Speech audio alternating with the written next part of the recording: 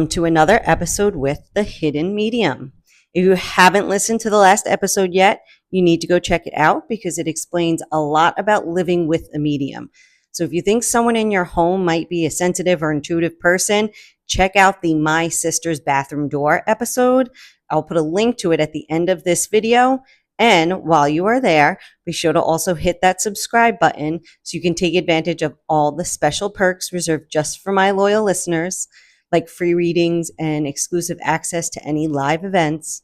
Be sure to thumbs up, comment, and share because all this helps my channel grow and I greatly appreciate it. Now, let's dive into today's episode, The Power of My Dreams. When my husband and I first moved into our house, it didn't take long before I realized how much spiritual activity was all around me.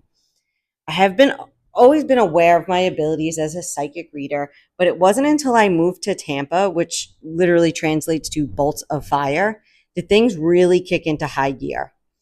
This area is the highest ranking city in the world for lightning strikes, which results in a tremendous amount of high vibrational energy. All that electromagnetic energy got my senses open and accessible. Couple these energies with leaving Las Vegas for a slower paced and more relaxed environment definitely aided in enhancing my intuitive abilities. So, where is this all leading to? Power of my dreams. Not long after moving into our new home, I had a dream about my neighbor's garage. There was a verbal altercation between two adult siblings, a brother and a sister. The brother was verbally abusive to his sibling. During this argument, and her young kids stood nearby, watching and listening with an element of fear. She was asking for a loan that the brother was not willing to give. He yelled and grabbed her arm and claimed he was done bailing out her and her deadbeat husband. He then tossed her to the ground, all while the kids watched in horror. This dream reoccurred for several nights, which in my world means I have to do something or it will not stop. Since I had just moved in, I didn't know those neighbors well, so just going up to them and telling them like, hey, what's going on in your garage wasn't really an option. So I asked a friend of mine to research the history of the address. So you may be asking yourself, why does the history of an address matter? Well, it does. Hell yeah, that history matters. My very good friend is owner of Oak Trails Genealogy. And if it's buried in history, this girl will find it. She has been a great asset for me for several years now. So she did her research and came back to me with a stack of paperwork with all that she discovered about this area. As I flipped through the findings, I saw a picture of a Bernard Kilgore. As soon as I looked at this picture, it felt like I got punched in the stomach. That was, in fact, the man in my dreams. The only problem now was, how do I tell my neighbor? Remember, at this point in time, I barely knew them. I didn't know what their beliefs were or what they stood on issues of the paranormal. So I just waited for my opening, and then it arrived, the perfect opportunity. I was walking my dogs one morning and saw my neighbor headed to her truck. She was getting ready to take the kids to school. I stopped to talk to her, and during the conversation, she asked if I believed in spirits. I answered very enthusiastically, of course. She explained that her 3-year-old daughter has been hearing voices in their garage. She then showed me a video of her holding her daughter, and the little one is trying to explain what she heard. My neighbor continued to explain that she went to a psychic in the area, and the psychic told her that the spirit had a hard R in the name, to which I replied, his name is Bernard. I saw my opportunity, and I took it. She followed up with an inquisitive look like, excuse me? I told her about my abilities and that the dreams I was having.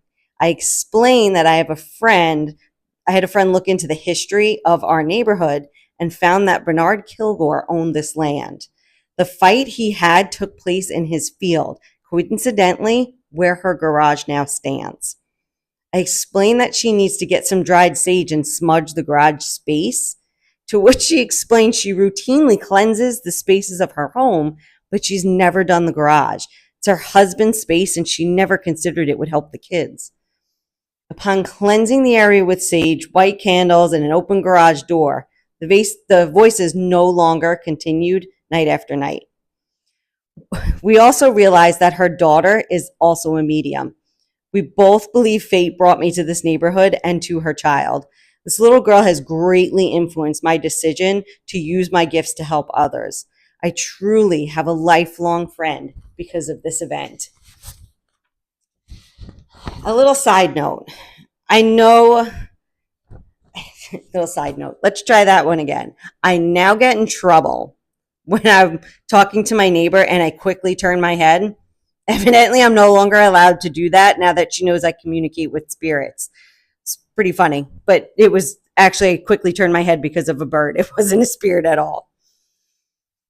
Also, this is just the first story in a saga of experiences with myself and my neighbor's daughter. For the sake of this vlog, we will call her Stella. She will be popping up in a lot of stories since we work together and grow as mediums. And I work to help her use my experiences to protect, teach, and guide her. Now, if I left you wondering what a smudge cleanse is or how to perform one for your home, subscribe now because that vlog is coming soon. To learn more about me, check out my About video short or listen to my vlog, 3 Indicators of a Childhood Medium. Remember, sharing is caring, so please help my channel grow by posting it on your social media and forward it to a friend that you think might enjoy this episode. If you have any questions or comments, my dog decided to come in and chew a water bottle under my feet. Sorry about that.